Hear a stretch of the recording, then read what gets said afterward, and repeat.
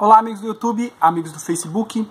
Hoje nós vamos falar sobre a praga dos gafanhotos, a terrível praga dos gafanhotos, também conhecida como a quinta trombeta, que toca aí mais ou menos no final da grande tribulação, tá certo? E eu quero pedir para você o seu like. Se esse vídeo chegar a 100 likes, nós vamos falar também da sexta trombeta, tá? Que tem uma ligação diretíssima, muito direta com essa que nós vamos estudar hoje. Então, deixa o seu like. Chegando em 100 likes, nós vamos aí colocar a segunda parte desse vídeo. E hoje nós vamos falar da sexta trombeta, a praga dos gafanhotos, tá? É um assunto assim muito interessante que eu já falei em outros vídeos, mas de forma bem resumida. Hoje nós vamos chegar a um entendimento mais profundo, tá? Porque nós vamos fazer uma ligação direta com o livro de Joel, com a profecia do livro de Joel. E vocês vão ver que ligação maravilhosa que tem Joel com Apocalipse capítulo 9, a praga dos gafanhotos, tá? E se vocês pedirem nos comentários, se vocês insistirem, eu quero trazer também aí o estudo sobre o livro de Joel, os 3 capítulos. Aí vai depender de vocês, tá bom? Então vamos lá. Vamos começar fazendo uma leitura dos versículos 1 a 3 de Apocalipse 9, para nós sabermos aí do que se trata a praga dos gafanhotos. E o quinto anjo tocou a sua trombeta, e viu uma estrela que do céu caiu na terra, e foi-lhe dada a chave do poço do abismo. E abriu o poço do abismo, e sumiu fumaça do poço, como a fumaça de uma grande fornalha. E com a fumaça do poço escureceu-se o sol e o ar. E da fumaça vieram gafanhotos sobre a terra. E foi-lhes dado poder, como o poder que tem os escorpiões da terra. Então, aqui diz que o quinto anjo toca uma trombeta e ele vê uma estrela do céu que cai. E é-lhe dado uma chave para abrir o abismo, tá? Muitas pessoas interpretam essa estrela como sendo uma estrela cadente, um meteoro que cai num vulcão e o vulcão explode e libera esses demônios, né? É uma interpretação equivocada, porque não dá para você dar uma chave para uma estrela, para um meteoro, para uma pedra, né? Uma chave é dada a um ser inteligente que vai saber usar essa chave, né? E também demônios não estão aprisionados num buraco ou num poço, né? Literalmente, porque nós sabemos que os demônios são seres espirituais, tá? Então, essa chave é dada a um anjo, né? Nós podemos entender que seja um anjo. E esse anjo ele vai liberar o abismo. E nesse abismo terão muitos demônios, prontos aí para fazer uma grande desgraça, como nós vamos ver aí, tá? Então vamos lá. Anjos no abismo. Existem anjos presos em algum abismo? Bom, nós vemos isso em 2 passagens da Bíblia, em 2 Pedro e também no livro de Judas. Ó, vou dar um exemplo para vocês em 2 Pedro, mas as passagens vão estar aí na descrição. Olha aqui, ó, 2 Pedro 2,4 diz o seguinte, ó: porque se Deus não perdoou os anjos que pecaram, mas, havendo-os lançado no inferno, os entregou às cadeias da escuridão, ficando reservados para o juízo. Então, a Bíblia diz que alguns anjos estão aprisionados num abismo. Eu, particularmente pelos meus estudos, chamo esse abismo de Tártaro, que esses anjos estão no Tártaro. E por que não estão soltos, junto com os outros demônios que nós temos aí? Eu acho que esses são mais perigosos, eu acho que esses têm alguma periculosidade maior, e eles estão presos. E eles vão ser soltos durante a grande tribulação. E quando eles forem soltos, né, os homens vão gemer de dor, porque eles vão fazer uma desgraça muito grande, tá? E esses anjos, eles aparecem aqui na profecia de Joel, livro de Joel. Bem lembrado, se vocês deixarem bastante comentário sobre Joel, bastante like, eu quero trazer esse livro, 3 estudos, um para cada capítulo, tá?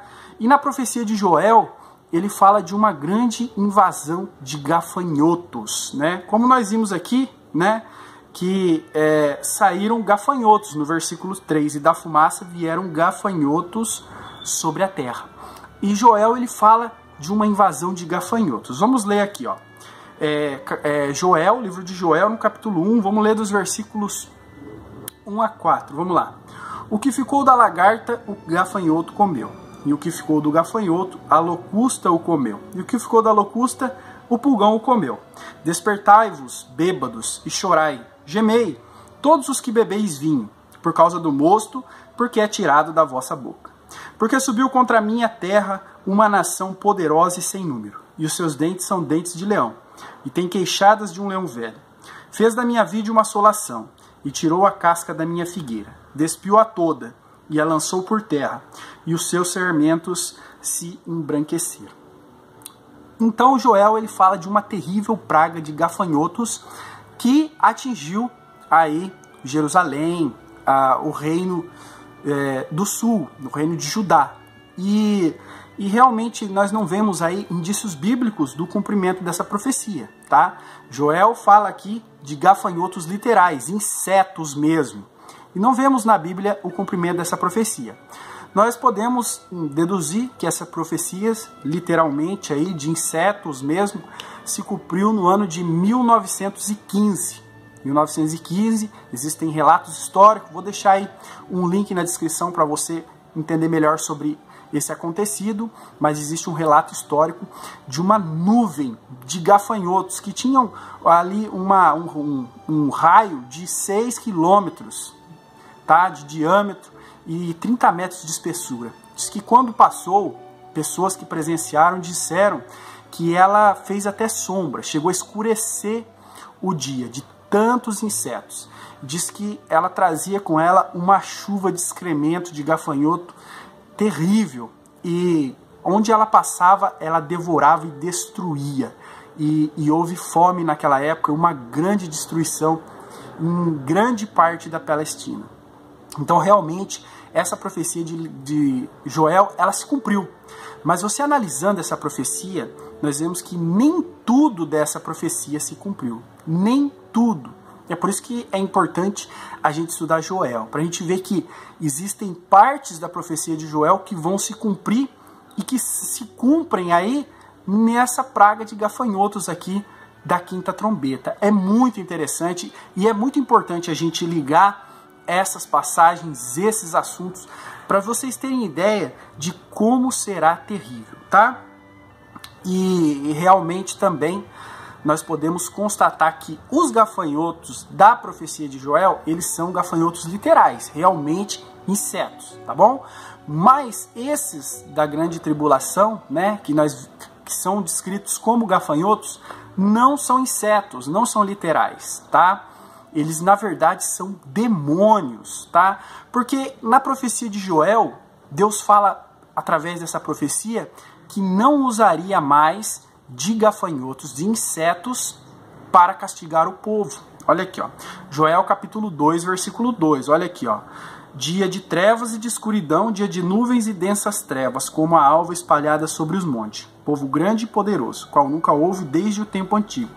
Nem depois dele haverá pelos anos adiante, de geração em geração. Então Deus promete aqui, em Joel, nessa profecia, que não haveria mais uma praga de gafanhotos, tá? Lembrando que houve também uma praga de gafanhotos, vou deixar aí na descrição a passagem para você ler, no tempo aí de Moisés, no Egito, tá? Então esses gafanhotos aqui vistos na grande tribulação, capítulo 9 de Apocalipse, são demônios. E esses demônios, Deus vai conceder para eles permissão para eles fazerem grandes estragos nos homens. Vamos ler dos versículos 4 a 6 de Apocalipse 9. Vamos ver aqui qual vai ser a atuação desses gafanhotos ou demônios no período da grande tribulação. Vamos lá. E foi-lhes dito que não fizessem dano à erva verde da terra, nem a verdura alguma, nem a árvore alguma, mas somente aos homens que não têm nas suas testas o selo de Deus.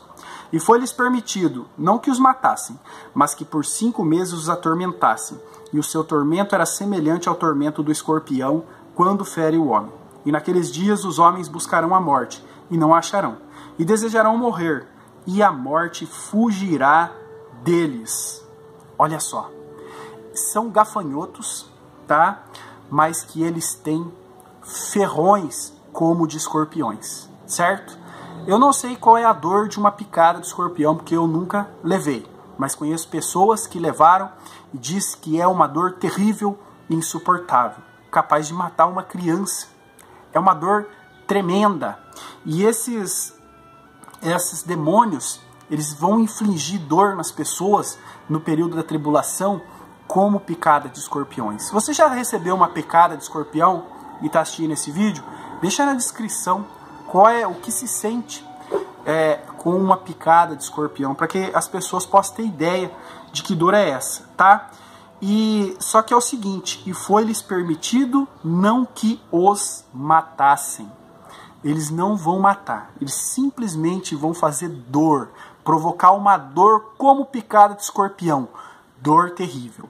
E aqui o texto, né, nos deixa bem claro que essa praga não é para o povo de Deus.